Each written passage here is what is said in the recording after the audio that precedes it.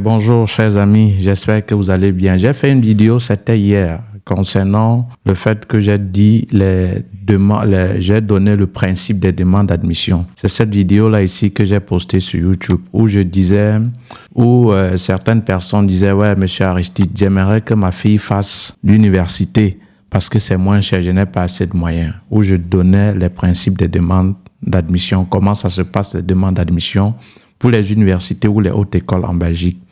Il y a un commentaire qui a attiré mon attention et une dame, elle a posé la question, je pense que c'est Marceline Mamdem, épouse Chidioke. Voilà, si je prononce mal, je m'excuse. Voici le commentaire. Elle a dit, merci monsieur Aristide, merci monsieur pour ces éclaircissements. Et si l'enfant n'a pas eu 13 de moyenne, mais a une équivalence de type long et court, que faire? Merci. Je recommence. Donc, je disais les deux conditions indispensables pour postuler à l'université, c'était obtenir 13 de moyenne au bac et avoir une moyenne obtenir 13 au bac. La deuxième condition, obtenir une équivalence de type long. Voilà. Parce que le type long permet d'accéder aux études de l'enseignement supérieur. Et elle dit, l'enfant n'a pas 13 de moyenne. Ça veut d'office, l'enfant est disqualifié. D'office, l'enfant est disqualifié parce que pour avoir accès en cycle bachelier dans une université belge en 2025, parce que les conditions ont changé, il faut au minimum 13 de moyenne au bac. Donc d'office, l'enfant est disqualifié. Et l'enfant a une équivalence de type long et court. Que faire? Donc, chère maman, parmi les deux conditions, une seule condition est remplie. Donc d'office, ne perdez pas votre temps pour chercher l'admission à l'université. Mais maintenant, prenons le cas où l'enfant avec 13 de moyenne, et l'enfant aussi n'a pas l'équivalence. Ça veut donc dire encore que l'enfant ne remplit pas les conditions en cycle bachelier. Pour le cycle bachelier, si vous voulez postuler à l'université, il faut que ces deux conditions soient remplies. Obtenir 13 de moyenne au bac et avoir l'équivalence de type long. Voilà. Mais maintenant, il y a certaines personnes qui ont l'équivalence de deux types. Donc, que j'ai mis ici, par exemple, à l'écran. Il y a les équivalences qui leur permettent de poursuivre leur étude dans l'enseignement supérieur de type court et aussi qui leur permet de poursuivre dans l'enseignement supérieur de type long, mais dans un secteur précis. Ça, le cas ici, c'est une étudiante. J'ai flouté, j'ai barré pour qu'on ne voit pas le nom de l'étudiant et tout, pour garder l'anonymat. Vous aviez ce genre d'équivalence où on vous admet de poursuivre dans l'enseignement supérieur de type court et dans l'enseignement supérieur de type long, secteur sciences et techniques, domaine sciences. Ça veut dire quoi? Un enfant, ou si vous avez ce genre d'équivalence, vous aviez 13 de moyenne au bac et que vous voulez poursuivre vos études en type long. L'équivalence oriente le choix de votre étude et dans le cas précis, c'est uniquement dans le secteur de sciences et techniques si cet enfant veut postuler à l'université ayant 13 de moyenne. Vous voyez? Parce que il y a le type long qui permet de postuler dans n'importe quel domaine.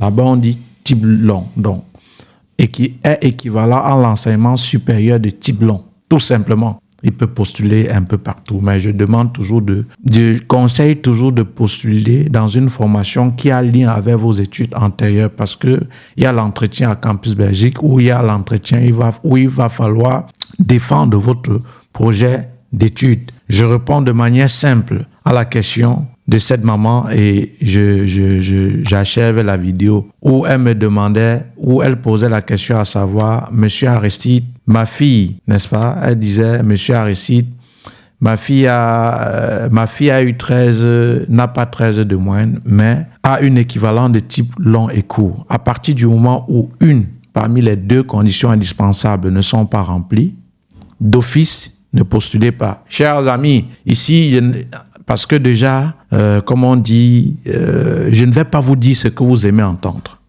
Mais le plus souvent, quand quelqu'un vous dit la vérité, il est méchant, ou je ne sais pas, il parle beaucoup. Mais vous aimez un peu c'est-à-dire, vous aimez croire, comme on dit, aux vendeurs d'illusions.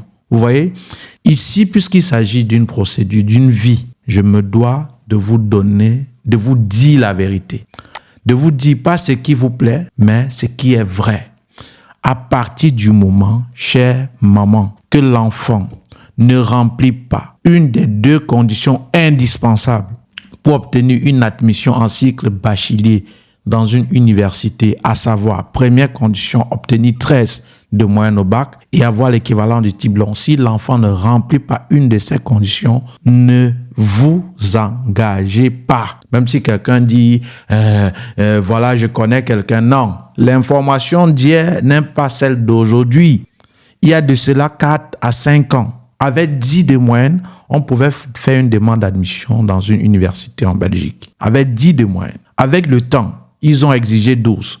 En 2025, on exige 13. Peut-être en 2026, on va exiger 14. Donc, quand quelqu'un vient vous dire, non, je connais quelqu'un, je vous dis, ne croyez pas ce que je dis. Je ne suis pas Dieu où vous allez seulement dire Amen. Parce que même la Bible, on passe au tribut de la raison tout ce qui est dit. Il y a des gens qui se sont opposés, qui ont dit non, ce n'est pas tout ce que vous dites même là-bas dedans qui est vrai. Ne croyez pas ce que je dis. Ne croyez pas ce que l'autre dit. Alors, si vous voulez une information fiable concernant peut-être les demandes d'admission, allez sur le site de l'école proprement dite. En 2025, les deux conditions indispensables pour obtenir une admission en bachelier, c'est 13 de moyenne au bac et avoir un équivalent du diplôme. Que personne ne vous dise au contraire. Si vous allez dans le site, il y a ces deux conditions réunies, ça veut dire que ce que je vous dis est vrai.